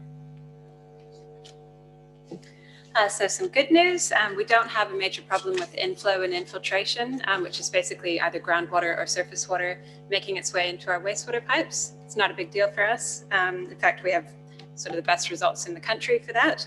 And that's probably mostly because our wastewater pipes are quite young and the groundwater is quite low in most of our district. So that might not always be the case, but right now we're good. Just to be clear, that's not a picture from our services, that's just a web clip and paste in case anyone's concerned. But we have very few wastewater overflows, and if you can remember, we had a paper about our resilience of our wastewater a few months ago now, where we can, when we have high flows, we can divert into storage ponds at Lincoln or at Halpert. We can send wastewater to Christchurch. So there's a whole lot of ways that we have resilience and redundancy in our network, and that results, as shown here on this graph, that we have very few wastewater overflows. With all of these things, and it's perhaps a preamble we should have mentioned, is that it's all about your quality of data. And so we've actually got quite good data. It's all live, it's all computerized online. And so a lot of our overflows are actually very minor. So we have an air valve that might split a little bit of sewage, it spills on the ground, you might have a puddle, that's determined as an overflow for us, as opposed to some councils which are maybe cubic metres per second of wastewater going to a creek. That's not the kind of overflows that we have at Selwyn. It's just that little split of puddle, if you like. So our wastewater network is quite young, which again is probably no surprise given how much growth we have. So on average, our wastewater pipes are just under 14 years old, which is the youngest in the country. Also good news, and we won't speak too much, the picture speaks, I suppose, 1,000 words, but we have very few complaints about our wastewater network as well, which is very pleasing. So these metrics look at how quickly we respond to issues. There isn't usually a lot of data for these two metrics, but basically we're responding in a timely fashion to both urgent and non-urgent wastewater call-outs. So this graph compares what it costs our ratepayers per connection to other councils. So we're just above the medium. It's not super high. And all these things, again, there's background information which you need to take into consideration. So would you rather pay a little bit more for a well-run system which has very few overflows, etc., or would you rather pay a whole lot less and have a system that fails and has environmental impacts? So there's a bit of a balance here. You don't want to be the cheapest and the worst, and you don't want to be the most expensive and worst either for that matter. But I think we've got it about right, is what I'm trying to say by this slide.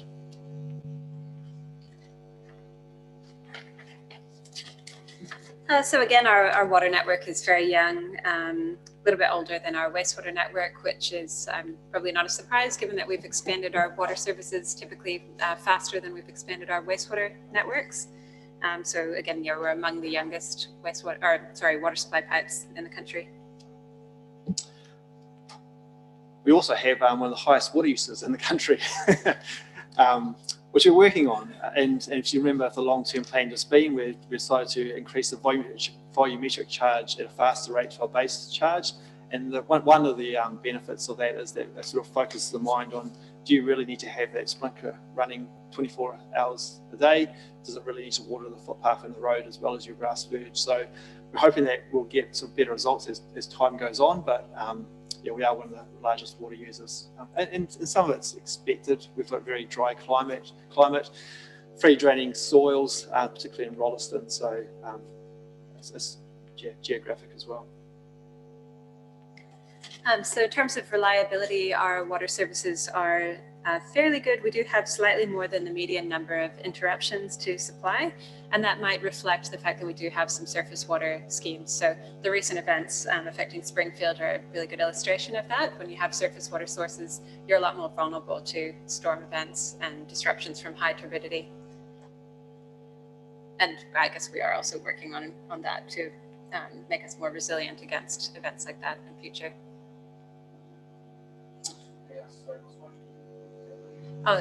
Basically sediment in the water from floods. So yeah, when you're taking water from a river, you kind of get everything that comes down the river. Yeah, and we can mitigate against that with storage, which is something we're implementing in Springfield. Cool. We also have a relatively low leakage. No one wants any leakage in their network, and we're just above that bottom line. If you're below that line, it's basically saying it's not economic to try and get it any better. So there's, I suppose, some room for improvement there, but we're almost at that limit where it's not actually worth going out to investigate and fix those minor leaks.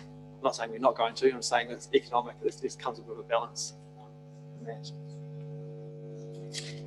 This slide is probably not as good of a story as it looks like. Probably a better story. Yeah, it's a better story. It's not as exciting as it looks. This is a data error that we identified. We actually have roughly 80% of our fire hydrants having been tested within the past 5 years from July 2020. And there's a few reasons why that error might have come into our reporting. It's possible that there's a lag in testing hydrants or in reporting of testing of hydrants, but not a huge issue, we think. So this is one of the issues that brought in the room for improvement in the report. So we're not shying away from that. That is what it is, and there was error in that reporting. Yep. Are we testing our hydrants, or are the local brigades testing hydrants? A bit of both. So under our water services contract, Cyclone do test the hydrants. So that's all pressure and flow and structural integrity and accessibility and all those things. So that's all reported through AMS. Yep. Cool, thank you. And that's also done at the time of commissioning of new infrastructure for subdivisions.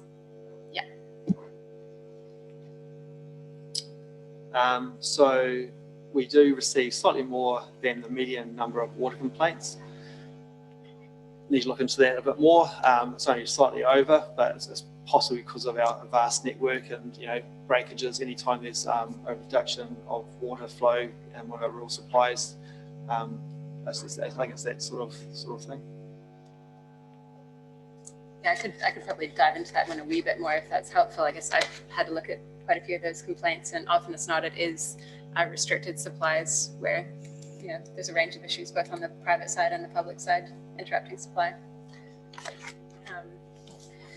So this next slide looks at our timeliness in responding to water service requests. So again, we're quite timely. We're responding well within the timeframes that we need to.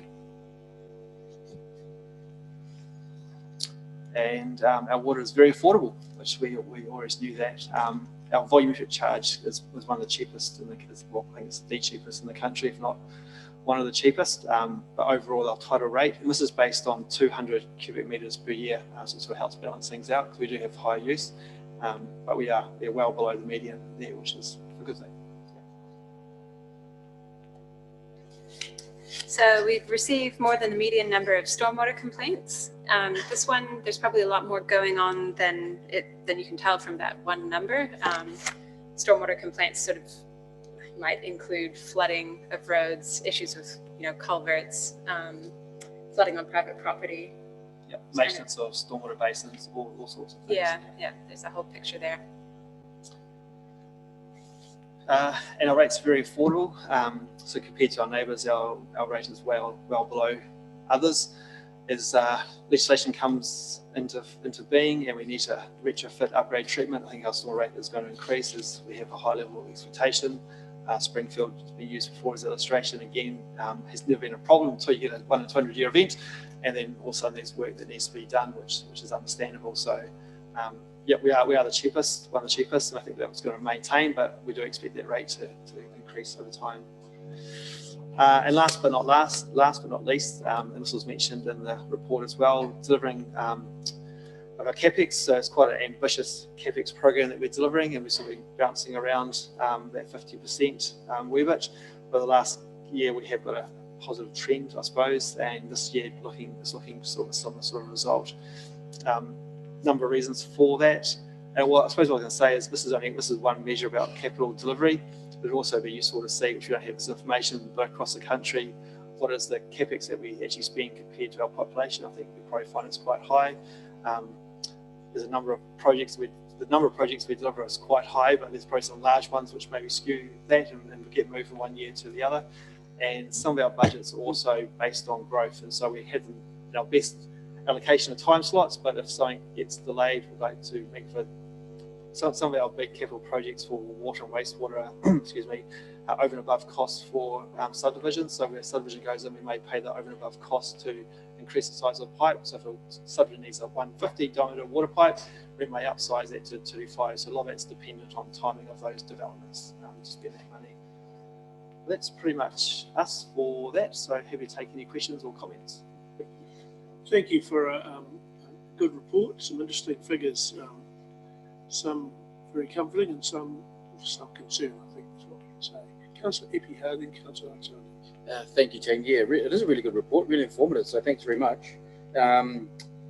The deficit, I guess, of the 62 properties that are connected to wastewater, our wastewater system, there's a 38% difference. Yeah, 38%. With the connection of Darfield, how will that decrease that level of connection? Yeah, I think quite significantly. So once all of Darfield and Kiwi are connected, we'll probably find that the numbers are pretty much the same. Yes. The waste will always be a little bit lower because we're not going to reach out into the rural areas like the rural water supplies have, but they'll be coming a lot closer. It'll really elevate us in terms of the national perspective, wouldn't it? We'd be close to that 100%. So surely we'd be leading the way. And what about the water, drinking water connections? Is there any future closing that gap as well? Yeah, so we do have a project at the moment looking at those properties that we don't supply, and I think we talked about the reform in the past, but there's potential for those bores that serve multiple properties, that there's a higher level of care required of those people, and there's a chance that those supplies may get handed over to council or to the new entity in the future. So we're just doing a bit of background work to see what that quantum is at the moment. Yeah, awesome. Right, councillors, we just need to move a motion to extend past the 2 hours. Councillor Lemon, Councillor Nicol, all those in favour say aye. Carried. Councillor Artoni. Thank you. Page 236 of our agenda. Annual wastewater revenue per property. So I was a little bit startled to see that we were right at the right-hand side, i.e. the most expensive. Is that distorted by our trade waste charges? Because we're showing an annual revenue per property of $1,289, which is well in excess of our rating. So is it our trade waste charges are being averaged into this, which produces the distorted figure? I'm going to have to look into that, but I imagine it's probably development contribution funding as well that's gone into that. Yeah. Well, thank you, because I'll find out for you. Because you look at these, you never want to be on the right-hand side of these figures, and to be right on the most expensive was somewhat startling. So if there's a good reason, it would be helpful to know. Correct. Yeah. No, that's definitely not what we're charging our ratepayers. Councillor Miller. I was looking on page 208 on information management, and it talks about the data that's missing. But what concerned me under the bullet point was energy use of the water supply and wastewater network. I thought that would be fundamental to the setting of our annual charges, and yet we were unable to supply that. I can talk to that one a little bit. It is possible to get the energy usage data, but there's a couple of layers of complexity to get it. It's not something that's reported in the same way that the overall spending is reported. So we can definitely get that number. It's just a bit more work. Well, what I'm raising though is how do we set our annual budget if we don't know our energy charges? So how are we setting our annual sewage and water rates if that's not included in our budgetary process? It is included in the budget. Yeah, so we have a specific GL code line for energy costs, electricity. So you had the information, but you couldn't put it in this report. Is that what you're saying? It's bundled into overall expenditure, which includes other items, not just the electricity spent. Does that make sense? The electricity is. We'll have to look at the question itself and see what they were required to fill that in. Yeah. Well, the good thing seemed to be later on in the report, from reading it right, higher numbers better, our confidence in our level of data was 2.51, which is the highest of all the councils. So is that an externally assessed confidence in data number, or is that in? So that comes across every item we fill out in the questionnaire. We provide an assessment of what that is. The first time we did it, we got a peer review audit of that. We haven't done that each time. Yeah. So it's a self-assessment. So that 2.51 is a self-assessment number, it's not it? Correct. Yeah. Thank you.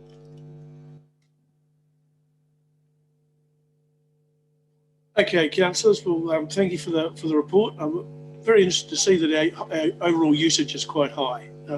I did think that we had brought that down, but it's a work in progress, and no doubt our charges will have something to do with that. So can I have a mover and a seconder for the recommendation, please?